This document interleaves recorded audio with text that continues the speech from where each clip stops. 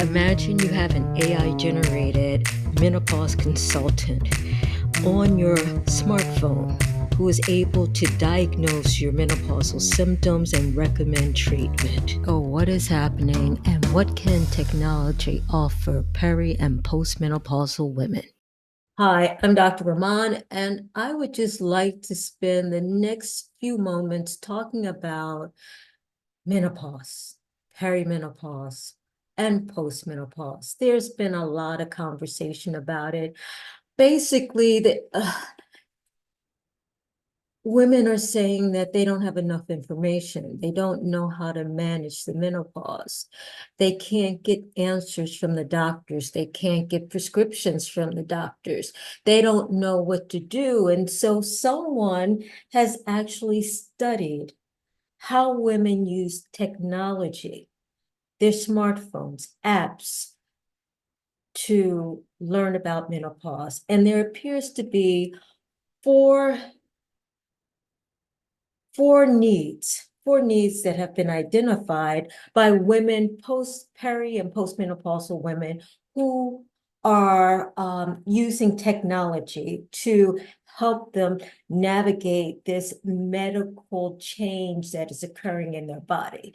And just very briefly, menopause occurs when our estrogen levels decline because we have depleted our egg follicles, and as a result of the declining estrogen level, we can become symptomatic. And usually that begins with irregular cycles, hot flashes, night sweats. The cycles can become more sporadic, spacing out over time. In fact, menopause is defined as going 12 months without a menstrual cycle. If you're within the age range of 40 to 55, average age of menopause is 51. There are symptoms. There are early menopausal symptoms, postmenopausal symptoms, and a lot of women are affected by hot flashes. And just very briefly, hot flashes are defined as mild, moderate, or severe. Mild means you feel the sensation of heat. It may be followed by chills, but there is no other disruption in your life. Moderate hot flashes are when you feel that sensation of heat, and oftentimes they'll be sweating and maybe some delay in your being able to perform your daily activities. Severe hot flashes, you have the sensation of heat, often they're sweating, and there is total disruption, interference with your daily activities. And it's said that a majority of women will experience moderate to severe hot flashes. And it's important to be able to stage your hot flashes, because you may find that with the mild hot flashes, you're able to give yourselves herbal treatments, or dress in a certain way, or exercise, or refrain from alcohol. And all these things will help to modify and or eliminate the mild hot flashes. But often when women are having moderate to severe, they need medication. And then there are a number of medications and different preparations of these medications that women can use. Now, women have said they weren't aware of this, and now there's been a great emphasis to increase the knowledge and to make medications more available. It should be noted that risk factors for hot flashes, the severe hot flashes, include such things as obesity, being of African descent, having a sedentary lifestyle, smoking, drinking alcohol.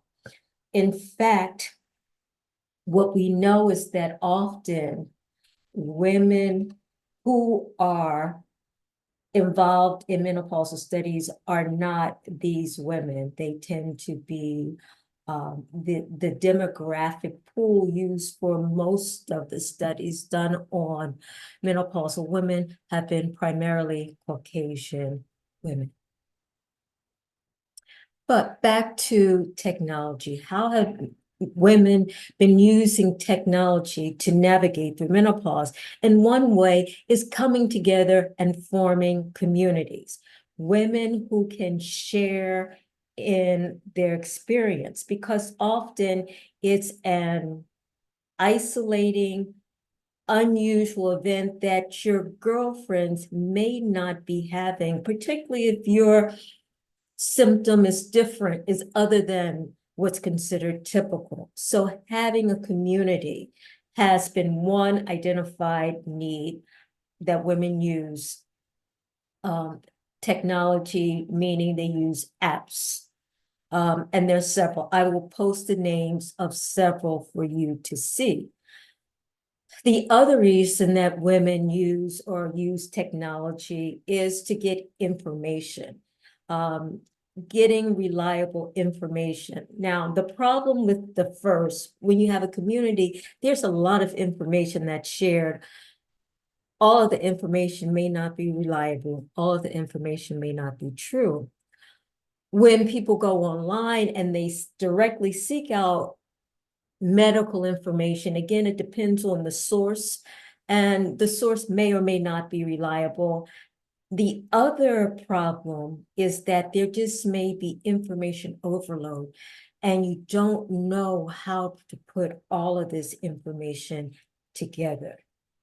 The third reason that has been identified as a reason that women will use technology is to track their symptoms, to track things such as the menstrual cycle, because we know it is often true that a woman with regular cycles, when she enters the perimenopause, will start to have slightly irregular cycles, followed by spacing out of cycles, to going several months without cycles, to eventually going that whole 12 months without a menstrual cycle. So some women find that tracking their menstrual cycle or tracking their symptoms is helpful for them to be able to relay what's going on in their body when they do meet with their health professional.